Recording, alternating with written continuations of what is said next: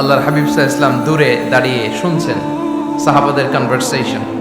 আরেক সাহাবা বললেন, আরে আমার কাছে তো এর চেয়েও বেশি অবাক লাগে যে তিনি মুসা আলাইহিস সালামকে বানিয়েছেন নাজিউল্লাহ। নাজিউল্লাহ, যে আল্লাহর সাথে না যা ইউনাজি মুনাজাত করে, গোপনে কথা বলে, কালিমুল্লাহ।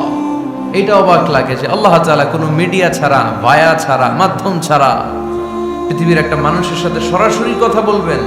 আমার কাছে তো ওনার মর্যাদাটা সবচেয়ে বড় মর্যাদা মনে হয়, উনি নাজিউল্লাহ। আরেক সাহাবা বললেন, আমার কাছে তো এর চেয়েও বেশি অবাক লাগে সাইয়েদনা ইব্রাহিম আলাইহিস সালামের ব্যাপারটা, কারণ ওনাকে আল্লাহ তাআলা বানিয়েছেন খলিলুল্লাহ। তাহলে একজনকে পাওয়া গেল সফিউল্লাহ, আরেক নবীকে পাওয়া গেল কালিমুল্লাহ বা নাজিউল্লাহ, আরেক নবীকে পাওয়া গেল খলিলুল্লাহ।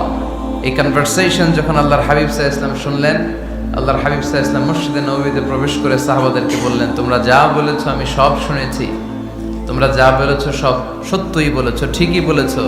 আল্লাহ তাআলা একজনকে বানিয়েছেন সফিউল্লাহ, একজনকে বানিয়েছেন খলিলুল্লাহ, একজনকে বানিয়েছেন কালিমুল্লাহ। তবে জেনে রেখো, আমি হচ্ছি হাবিবুল্লাহ।